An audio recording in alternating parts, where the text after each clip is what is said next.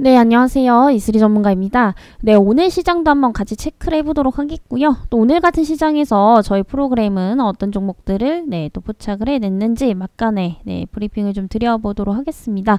네, 영상 끝까지 좀 시청 부탁드리겠고요. 일단 시장 한번 보도록 하겠습니다. 코스피가 오늘 코스닥보다 상대적으로 좀 강세입니다. 그래서 외인들, 기관들이 조금씩 들어오고 있는데 여전히 매수세가 그렇게 강한 측면은 아닙니다.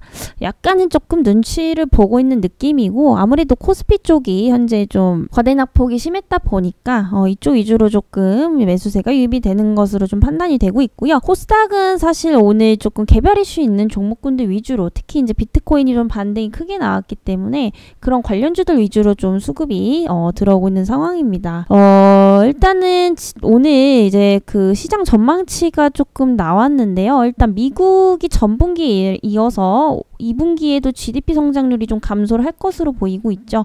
그래서 이게 정해진 건 아닌데 사실 GDP 성장률이 2분기 이상 하락을 하게 되면 거의 경기 침체로 봅니다.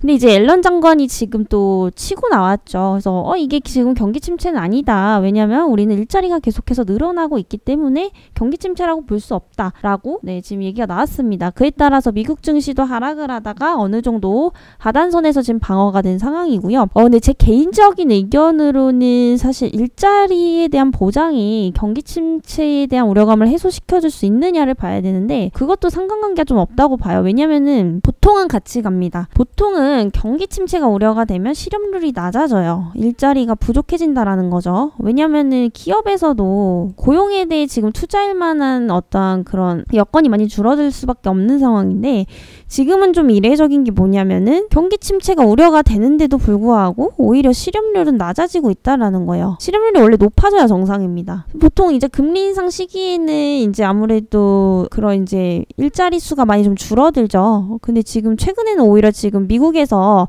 지금 실업률을 발표하게 되면 굉장히 좀 견조하게 나오고 있고, 오히려 그 비농업 부분에서는 실업률이 계속해서 줄고 있습니다. 그만큼 일자리가 늘어나고 있다라는 건데 이게 굉장히 좀 이례적인 현상이다라고 보시면 되겠습니다. 그래서 이 원인이 뭐냐라고 봤더니 결국에 코로나 때 미국에서 5,200조 원을 풀었죠. 부양책으로. 이 어마어마한 돈입니다. 결국에 이것 때문에 지금 인플레이션이 가속화가 되고 있는 거고, 이때 풀어놨던 돈 때문에 결국에는 일자리 수가 지금 늘어나고 있는 상황인데, 문제는 뭐냐면은 단순히 일자리가 늘어난다고 해서 이게 생산량이 증가할 것이냐라고 본다면 의문입니다. 예를 들어서 우리나라 현대차에서 직원을 2~3배로 늘린다고 해서 생산량이 늘어나는 건 아니거든요. 결국에 이거는 직원들이 생산을 하는 게 아니라 결국에 수요가 있어야 그만큼 늘어난다라는 거죠. 그래서 일자리는 늘고 있지만 결국에 이 생산량에 대한 수요가 줄어들면은 정리해고를 할 수밖에 없습니다. 기업 입장에서도. 그래서 이런 부분들을 보면 결국에 일자리와 이런 경기 침체가 같이 가느냐를 보면은 최근 시장은 또 아닌 것 같아요. 이런 부분들을 봤을 때. 그래서 결국에 이제 앨런 장관이 지금 경기 침체까지는 안 될 거다. 우린 일자리가 지금 넘쳐나기 때문에 이런 얘기들 도 나오고 있는데 틀린 말은 아닙니다만은 꼭 그게 이제 상관관계가 있느냐를 봤을 땐 좀 어렵다라는 거예요. 왜냐면은 결국에 지금 일자리는 늘어나고 있고 직원들은 계속해서 늘어나고 있지만 결과론적으로 금리 인상을 대폭 하게 되면은 전반적인 소비 심리가 죽어버립니다. 그죠? 이렇게 되면은 기업에 대한 어떤 제품 수요도 감소를 하김에 따라서 생산량도 줄어들 수밖에 없어요. 그러면은 생산량이 줄어들면 기업은 수익성이 악화가 되기 때문에 이 넘쳐났던 일자리에서 고용했던 직원들도 결국에는 정리해고로 갈 수도 있다라는 거죠. 단순히 지금 상황에서 뭔가 일자리가 넘쳐난다고 해서 그게 경기 침체에 대한 우려감을 완벽하게 해소시켜줄 수 있느냐를 봤을 때는 좀 어렵지 않나, 이런 판단입니다. 그래서 여전히 우리 시장도 갈피를 좀 못 잡고 있고, 사실 지금 단기적으로 제가 반등은 좀 나올 수 있다라고 말씀드렸잖아요. 그렇지만 장기적으로는 아직도 불확실성에 휩싸여 있다라고 계속해서 말씀드리고 있는 게, 결국에 우리 시장은 하반기로 갈수록 이익 전망치가 지금 상향하고 있는 게 아니라 반대로 가고 있습니다. 그럼 여기서 겁을 먹고 우리가 주식을 지금 그만둬야 되느냐? 그거는 아니에요. 왜냐하면은 결국에 작년 2020년에도 주식 시작하신 분들 되게 많으셨을 거예요. 그때 한번 보도록 하겠습니다. 간단하게 차트로 한번 볼게요. 이때 하락했죠. 결국 이때 겁먹은 분들은 이때 주식 포기하시고 안 하셨어요. 어떻게 됐습니까? 네, 계속해서 그 뒤로도 올라가가지고 코스피 같은 경우에는 3,000이 넘어갔고요. 코스닥은 900이 넘어갔습니다. 이걸 아무도 상상을 못했다라는 거예요. 그래서 결국에 뭐냐면 주식은 상승할 때 물론 타는 것도 중요하지만은 결국에 이 하락장에서 버티는 자가 이 상승장을 제대로 누릴 수가 있는 겁니다. 그래서 지금은 사실 겁먹을 때가 아니라 주워 담을 때라는 걸 저는 좀 말씀드리고 싶어요. 그리고 여전히 하반기도 우리가 좀 S&P, 미국의 S&P도 마찬가지고 국내 대형주들도 기업에 대한 어떤 이익 조정치가 좀 하향은 되고 있지만은 그걸 기회로 삼으면 된다라는 겁니다. 이런 게 있잖아요. 뭐 경기 사이클이 계속 안 좋을 수가 없어요. 뭐 예를 들어 성장을 하면 어떻게 됩니까? 정체가 되죠. 이제 고조기가 오면 그 다음에 하락기가 오고 침체가 옵니다. 침체 뒤에는 반드시 회복기가 오게 돼 있고요. 그에 따른 또 한 번의 성장이 일어나서 이렇게 경기 사이클은 돌고 돈다라는 거예요. 그럼 결국에 뭐냐면 주식은 이 고점에서 사는 게 아니라 하락이나 침체할 때 담아놨다가 이때 이제 상승할 때 제대로 수익을 볼 수가 있다라는 거죠. 그래서 결국에 작년 그 2020년에도 그렇고 이때 겁을 안 먹고 저감에서 하신 분들이 결국에 이 수익을 다 보신 거거든요. 지금이라고 뭐 다를 거 없습니다. 물론 조금 성질은 좀 달라요. 이때는 한 달 안에 지금 우리가 7개월치 하락분을 다 빼버렸다면 지금은 좀 야금야금 빼죠. 올라갈 듯 말 듯. 계단식 하락이라는 게 좀 다를 뿐이지 결과론적으로 이런 경기 사이클은 결국 똑같다는 겁니다. 성장, 최고조, 하락, 침체, 회복, 성장 이대로 돌아가요. 결국에 이게 뭐 때에 따라서 그 주기 차이는 있지만은 결국에 이 사이클로 돌아가기 때문에 결국 주식은 저가에 사서 여러분들이 고가에 파는 놀이입니다. 그렇기 때문에 이때 지금 겁을 먹을 게 아니라 오히려 기회의 장으로 삼으셔야 되는 거고 하반기에 더 추가적인 하락이 있다라고 할지라도 분할 매수를 통한다면 결국에 겁을 먹을 게 아니라 기회로 삼을 수가 있겠죠. 제가 2020년 옛날에 그 방송에서도 한번 말씀을 드렸는데 이때는 오히려 저가 매수의 기회다. 맞습니다. 이때 만약에 샀어요. 떨어져요. 또 사면 됩니다. 그래서 여러분들이 어떤 시장이든 간에 몰빵을 절대 하지 마시라는 거예요. 난 여기가 저점인 줄 알았는데 뭐 추가적인 하락 충분히 있을 수 있습니다. 바운더리를 정해놓으셔야 돼요. 예를 들면은 뭐 2,500에서 나는 뭐 2,000까지 볼 거다. 그럼 그 안에 여기 안에서 분할로 결국에 매수를 하면 되는 겁니다. 그래서 비중 100% 절대 안 되신다라고 말씀드린 거고 주식은 항상 뭐예요? 하락할 때가 매수의 기회입니다. 이거는 뭐 개별 종목도 마찬가지고 전반적인 지수도 다를 게 없어요. 뭐 비트코인도 마찬가지고 주식도 똑같습니다. 뭐 하반기에도 시장이 안 좋을 거라고 해서 안 한다기보다는 그때가 오히려 저가에 살 수 있는 기회가 될 수가 있다라는 거죠. 그러다가 이제 뭐 내년 상반기에 갑자기 올라가요. 이때 또 이제 꼭지에서 물립니다. 남들 다 할 때. 그렇기 때문에 항상 저가에서 분할로 조금 접근을 하시는 것도 여러분들이 습관을 좀 들이시는 것도 저는 좀 좋다라고 판단이 되고 있고요. 물론 뭐 주식시장에 왕도는 없습니다. 정답은 없지만 본질적인 거는 저가에 사서 고가에 파는 거기 때문에 이런 거를 잘 이용을 하셔야 된다라는 거죠. 그래서 하반기까지 전망은 어둡지만 어떤 전략을 여러분들이 사용하냐에 따라서 중간에 단기적인 수익도 볼 수 있고 장기적으로 저가 매수의 기회도 될 수 있다. 이렇게 좀 마무리를 드려보도록 하겠습니다.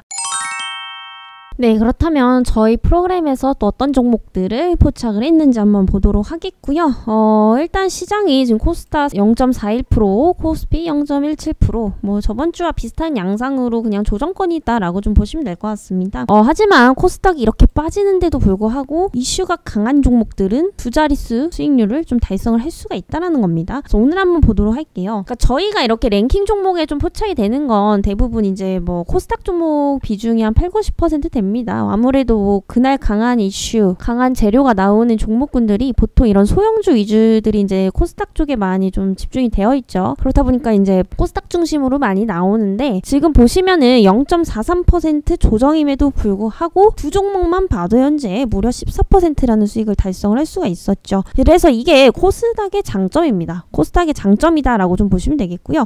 코스닥 종목 같은 경우에는 시장이 아무리 하락을 하더라도 재료가 강한 종목만 잘 포착을 해낸다면 단기적인 수익을 거둘 수가 있다라는 거죠. 그래서 오늘 뭐 때문에 이제 상승을 했는지, 왜 주목을 단기적으로 좀 해야 될지 보도록 하겠습니다. 첫 번째 삼룡물산입니다. 삼룡물산은 이제 제지주다라고 보시면 되는데 이런 종이라든지 팩을 제조하는 전문 업체입니다. 네, 자회사로는 이제 SR 테크노팩이라는 기업을 두고 있고요. 이 기업이 최근에 미국에서 FDA를 허가를 받았습니다. 근데 뭘로 받았냐면 자회사 이제 SR 테크노팩에서 친환경 포장재 소재로 미국에서 이제 FDA까지 받았습니다. 그러니까 결국에 지금 삼룡물산이 이 자회사로 인해서 친환경 관련 테마로 상승을 할 수가 있다라는 거고요. 최근에 이제 미국에서 오늘이죠. 최근에 미국에서 이제 친환경 정책을 굉장히 좀 많이 펼치고 있는데 아무래도 이 환경 오염의 주범이 이제 자동차에서 배출되는 온실가스 그리고 추가적으로 일회용 플라스틱에서도 엄청난 환경 오염이 유발이 되고 있습니다. 그래서 우리도 뭐 사실 배달앱 같은 거 시켜 먹을 때 막 이런 문구 같은 거 있잖아요. 뭐 예를 들면은 뭐 일회용 수저 포크 꼭 필요할 때 사용해 달라. 이게 지금 전 세계적으로 일회용 배출량이 너무나 많이 나오고 있고 특히 코로나 때 배달 수요가 너무나 많이 증가를 하게 되면서 그런 부분들이 아무래도 환경 오염을 조금 더 가속화시키고 있다라고 좀 보시면 되겠습니다. 그래서 미국에서도 현재 그런 부분들을 좀 막게 하려고 굉장히 많은 정책을 펼치고 있죠. 다 얘기를 하게 되면은 뭐 밤을 샐 정도로 정말 많이 있는데 뭐 탄소 국경세부터 뭐 포함을 해서 굉장히 좀 다방면으로 좀 노력을 하고 있는 상황입니다. 그래서 아무래도 그 친환경 쪽으로 우리 좀 가자. 뭐 전기차 보급 확대도 결국에 거기서 나오는 거고요. 아무튼 뭐 일회용 플라스틱을 우리는 좀 줄이자. 이걸 줄여야 된다라는 소식 때문에 동사에서는 SR 테크노팩이라는 친환경 포장재 소재 전문 업체를 두고 있는 이 기업 때문에 오늘 관련 수혜로서 상승을 했다라고 좀 보시면 될 것 같습니다. 그래서 앞으로도 좀 눈여겨보시면 좋을 것 같아요. 어쨌든 친환경 쪽은 계속해서 좀 테마별로 이렇게 순환매가 돌 것으로 예상이 되기 때문에 단기적인 재료는 좋다. 하지만 이런 부분들로 인해서 실적에 대한 어떤 성장세가 이루어지기까지는 시간이 좀 다소 걸리기 때문에 장기적인 관점보다는 단기적인 테마 관점에서 좀 주목을 해보시면 좋을 것 같고요. 두 번째는 지수방어형 AI 정담글로벌입니다. 이 종목도 오늘 최고 수익률 무려 7%를 달성을 했는데요. 이 종목은 이제 상장한 지 얼마 안 됐죠. 그래서 좀 생소하신 분들도 계실 거고 그만큼 또 많이 알아보신 분들도 계실 것 같습니다. 굉장히 좀 많은 사업을 하고 있어요. 뭐 예를 들면 이런 거죠. 기업들을 좀 도와주는 업체입니다. 그래서 우리나라가 이제 뭐 뷰티 이쪽으로 좀 강국이죠. 그래서 이런 기업들이 이제 글로벌화 수출을 할 때 마케팅이라든지 유통 같은 부분들을 종합적으로 이제 지원을 해주는 회사입니다. 컨설팅. 그래서 여기서 추가적으로 자회사 쪽에서도 이제 그 상품 유통을 하고 있고요. 또 이제 주력 상품이 최근에 이제 보톡스 쪽입니다. 필러. 이거 뭐 국내에서도 특히 여성분들 꾸준히 이제 수요가 증가를 하고 있죠. 아무래도 이제 예전보다 훨씬 더 이 미에 대한 관심이 더 높아졌고 기준도 높아지고 있습니다. 그래서 저는 사실 이렇게 생각해요. 그 미용 쪽도 사실 그 전반적인 산업을 보면은 뭐 로봇 산업이나 이런 이제 미래 섹터를 제외하고도 굉장히 그 다음으로 차세대 좀 주력 섹터가 아닌가 싶어요. 왜냐면은 이제 시간이 가면 갈수록 미에 대한 기준과 가치도 더 높아질 수밖에 없고 사람들의 생활 수준이 이전보다 훨씬 더 나아졌다라는 점에서 봤을 때 관심도도 훨씬 더 높을 수밖에 없거든요. 그래서 이 미의 기준이 예전에는 또 여성의 어떤 전유물이었다면 최근에 이제 남성들도 범위를 굉장히 좀 확대를 해나가고 있다라는 점에서 시장에 대한 어떤 전망은 굉장히 좀 좋다라고 보고 있습니다. 그리고 여기도 이제 지금 중국 시장이 중요해요. 중국에서 이제 또 그 1년 중에 가장 큰 행사가 11월 광군절 행사죠. 이때 이제 거의 뭐 미국 블랙 프라이데이처럼 소비량이 엄청나게 증가를 하는데 아무래도 이제 중국의 젊은 세대들은 아직까지 또 이제 그 한국 제품에 대한 어떤 수요가 계속해서 좀 있는 선호를 많이 하는 상황이기 때문에 그에 따른 어떤 판매량 증가로 3, 4분기 실적의 성장도 또 예상이 되고 있고요. 그리고 중국에서 현재 의료 미용에 대한 어플리케이션에 대한 가입자 수가 굉장히 많이 늘었습니다. 그래서 2021년 작년 기준으로 봤을 때만 해도 거의 한 1,800만 명 가까이 되는데요. 2020년도만 해도 한 1,500명이 좀 안 됐었습니다. 그래서 지금 1년 만에 300만 명이 늘어난 거는 굉장히 좀 비약적인 발전이죠. 그만큼 국내뿐이 아니라 전 세계적으로 이 미용에 대한 수요는 점진적으로 좀 증가하고 있다라는 것도 것도 굉장히 좀 긍정적으로 보셔도 좋을 것 같습니다. 그리고 보톡스에 대한 전반적인 시장 규모가 이제 2020년 우리가 2년 전만 해도 40억 위안 정도의 이제 규모였는데 2년 지나고 나서 현재 지금 60억 위안이 넘어가고 있죠. 그래서 지금 2년 만에 20억이 넘어가는 거고 1년에 약 10억 정도의 10억 위안 정도의 규모로 성장을 하고 있습니다. 그래서 아무래도 보톡스 같은 경우에 일반 수술보다는 조금 간편하죠. 시술적으로 좀 들어가고 가격적인 측면에서도 훨씬 더 저렴하기 때문에 20대에서 30대에게 굉장히 좀 가격적인 메리트가 있다라고 보고 있고 이에 대한 수요도 굉장히 좀 크게 증가를 하고 있습니다. 그래서 아까 제가 삼육물산은 좀 단기 관점이라고 말씀을 드렸지만은 청담글로벌 같은 경우에는 업황적인 부분을 보면 얘는 이제 중장기적으로도 좀 괜찮을 것으로 좀 판단이 되고 있고요. 일단 실적이 2023, 4년까지 봤을 때 보톡스 시장이 엄청나게 좀 성장을 할 것으로 보고 있습니다. 그에 따라서 동사의 그런 실적 성장도 굉장히 좀 꾸준할 것으로 예상이 되기 때문에 단순히 테마 관점보다는 오히려 실적적인 측면에서 봤을 때 얘는 중장기적 관점에서도 충분히 접근 가능하다. 이렇게 좀 말씀을 드려보도록 하겠습니다. 그리고 이제 마지막 테마형 AI고요. T사이언티픽 2.44%, 2.43%.